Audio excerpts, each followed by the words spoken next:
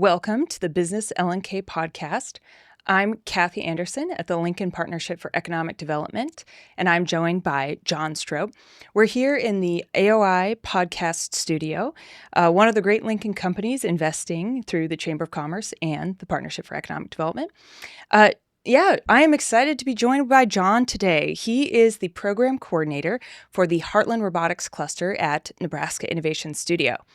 He got his mechanical and materials engineering degree from the University of Nebraska at Lincoln, and after working all over the world, he returned to play a key role in the launch of the robotics cluster. So, John, start us off with, how did you decide to do mechanical engineering at UNL? Well, yeah, first off, thanks for having me. It's really nice to be here. I am really happy to be back in Lincoln, like you mentioned. I've been here for about 2 years. I came here completely out of the blue in 2017 to do my mechanical engineering degree. And I absolutely loved it. I had some of the best experiences. I knew I wanted to forge a career in the entertainment industry. And really what kind of solidified things for me in terms of me actually coming to UNL is I toured Nebraska Innovation Studio. I toured in like 2015, 2016 with Shane Ferreter, and absolutely fell in love with the space. When I came through college, I spent way too much time in the studio. It truly was my happy space. And then after I graduated, I kept in touch with the whole team. And so now that we have this big transformative grant through the Heartland Robotics Cluster, it's been the honor of a lifetime to come back and help be a part of the full-time studio staff to actually help roll out some of these big initiatives that we're working on. Fantastic. Yeah, I love that. Yep. People are familiar with Shane Ferreter, Virtual Incision. Love that, you said spent a lot of time there in the studio. I spent a lot of time. I was one of their first interns. I think at one point they sit me down and said, "Hey, look, you need to go outside a little more." So it was a really, really cool space, and it's been incredible to watch it grow. Yes, and it's continued to expand. And you mentioned, yes, you were there in the formative stages. What is really important about the robotics cluster and its goals? So the Heartland Robotics Cluster, it's put together by Invest Nebraska. I think there was a $25 million award from the Economic Development Administration as part of Build Back Better. Yeah. And so I think that was awarded in 2021, 2022 as a direct result from a lot of the things that we were seeing during the pandemic. We talk a lot about talent retention in Nebraska. We talk a lot about some of the key industries in manufacturing and agriculture and kind of the big economic needs of the state going forward. And one of the really cool things is that between all of the different coalition partners that are a part of the cluster umbrella, we've really been able to hit the ground running, rolling out programs at pretty much every skill level. So we're able to train people up on robotics, automation, embedded systems, a lot of these really high need future skills that we think will be really impactful for where Nebraska is economically, not even just 5 years or 10 years from now, but right now. One of the big things is that, especially when you start talking about manufacturing and all that kind of stuff, it's really tough to find people who want to work, but not only who want to work with the tools and technologies that will make their jobs better. And that's just because, Nebraska has a lot of catching up to do. So it's really cool to help be a part of that mission and that journey and really see the progress that we're making firsthand. Certainly. That's interesting. Yes, we have catching up to do. Also, Nebraska really celebrates the manufacturing and advanced manufacturing, and especially we look at what's happening in Lincoln. Mm-hmm. And you mentioned a focus across skill levels. I'm curious on the more advanced side of that. How do you work with corporations or who comes to Innovation Studio looking to upskill or maybe they're looking to enter a position at a manufacturing facility or looking to improve their position within? Tell us more. Absolutely. So one of the really nice things is that Nebraska has tons of employment opportunity. I mean, we have one of the lowest unemployment rates that we've ever seen. Yep. And so the nice thing is a lot of opportunities are out there, and it's been incredible to see just how active a lot of those manufacturing employers or tech startups or all that kind of stuff, just how active they are in that outreach. It's incredible. We're able to work hand in hand with folks like, the Lincoln Manufacturing Council or Lincoln Partnership for Economic Development, all that kind of stuff. And then we've also been able to work directly with a lot of the main employers in town. I don't want to name a ton of names, but on a directed corporate strategy level, we see folks that help support our training programs or might send some of their employees to us to get skilled building training sessions in there.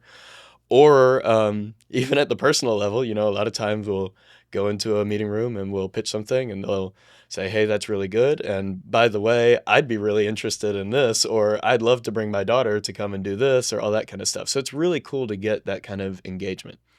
In terms of specific actual initiatives and strategies, we do certificate granting trainings, and that can be on, we do like a drone driver's ed type thing where we train people to get their pilot's license. Drone driver's ed. I love that. Yeah, it's actually really fun because, fun fact, you can get a drone license without ever touching a drone.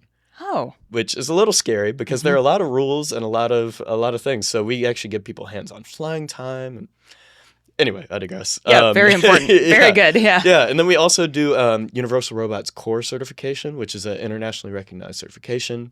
And that is a really, really great way to get folks that are thinking about embracing future technologies, whether that's on the employer side or on the actual hands-on worker side. That's been a big success for us. And then we are also rolling out a course in robotic welding, so people can go in and learn one of the most directly needed skills right here, right now. The American Welding Society anticipates a job shortfall of about 400,000 by the end of 2026. Wow! And that's across all welding. That's not just New York or California or Texas or that kind of thing. That's being felt everywhere, and it's especially being felt in a lot more of our rural communities. So It's really, really cool to be able to bring somebody in, show them a tool, and then immediately give them a skill that they can walk out a door and find employment or make money on. It's pretty cool. And everybody appreciates that they have that skill. Yeah, Yes. exactly. Yes. Exactly. Yeah.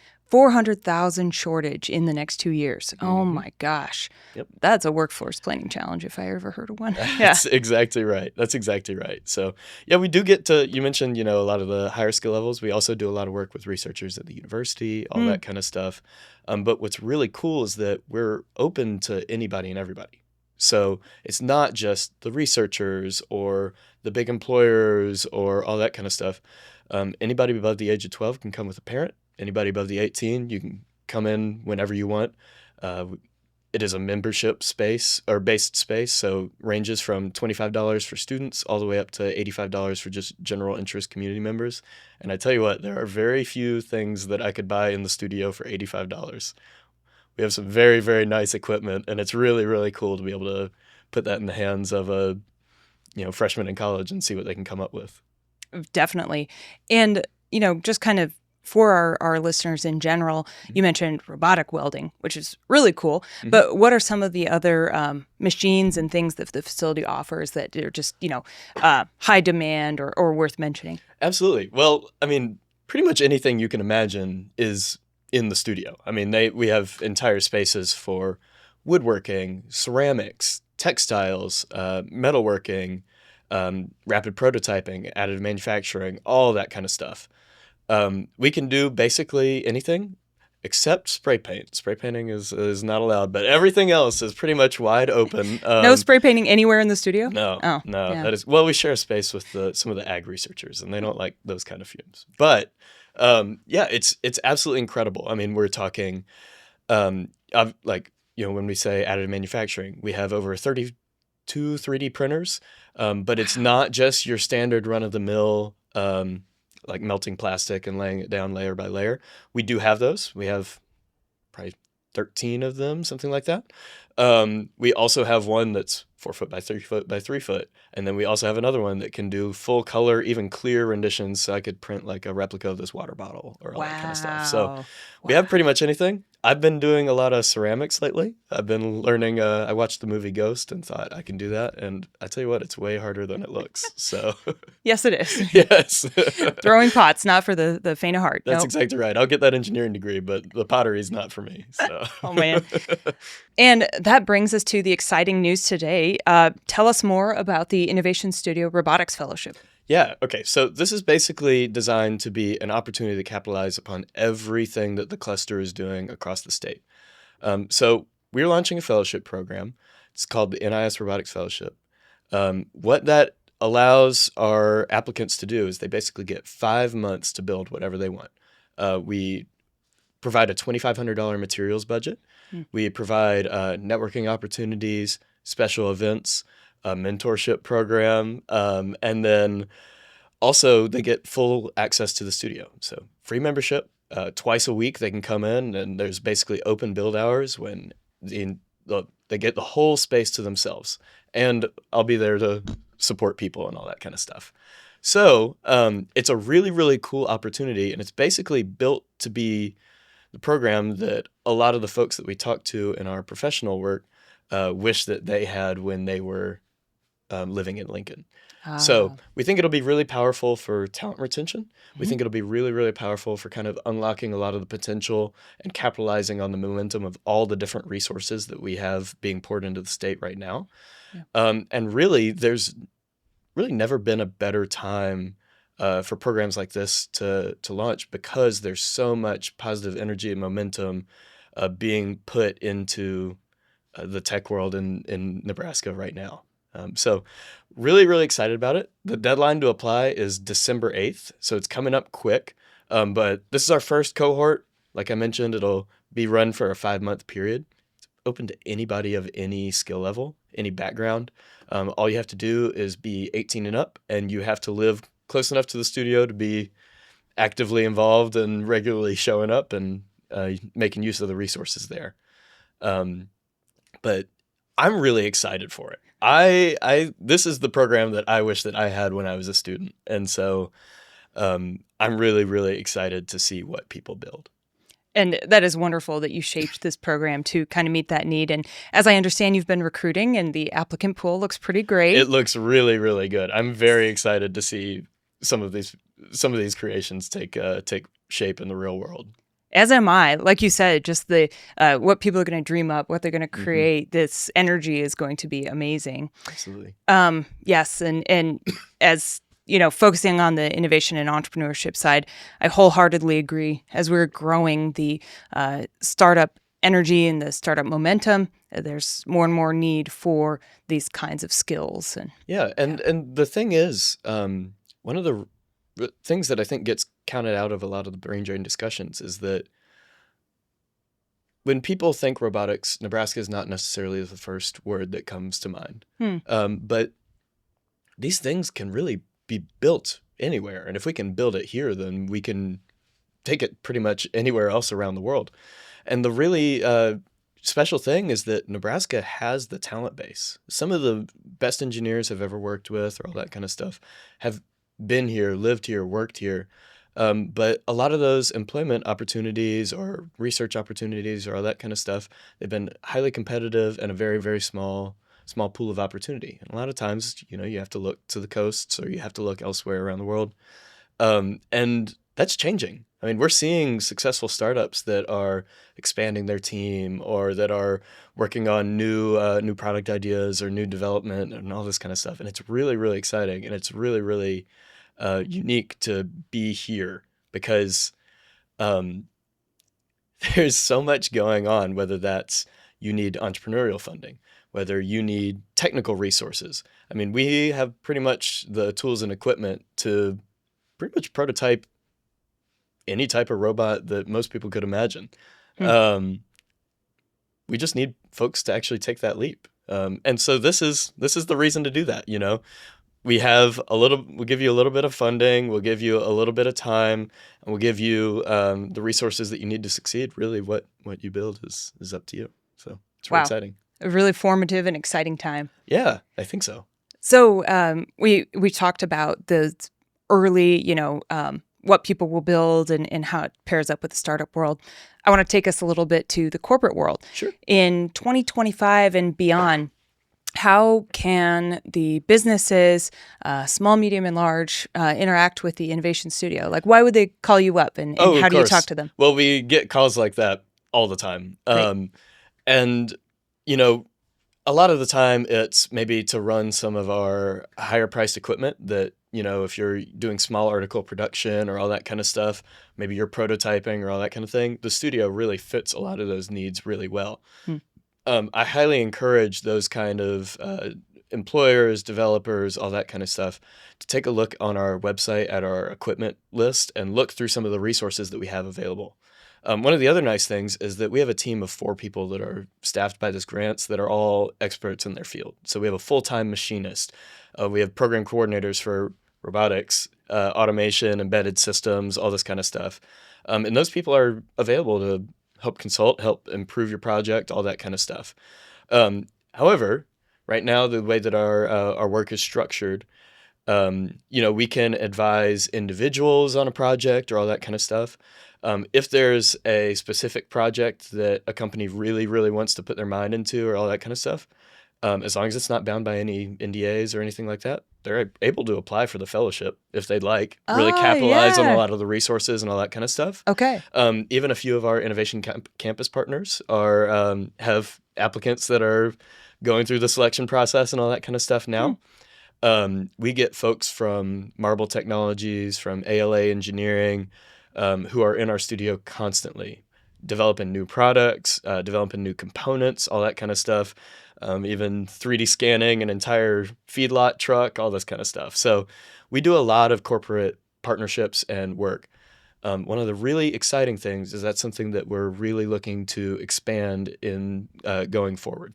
So if you have a project or all that kind of stuff, I don't want to make any promises or anything like that, but the goal is to really widen our avenue for a little bit more personalized and customized R&D consulting and all that kind of stuff. So I highly encourage you to reach out if that sounds like you, and give us a call. At the very least, we'll probably have a few ideas on how we can help things out. I love that. And John is very good at talking through those projects.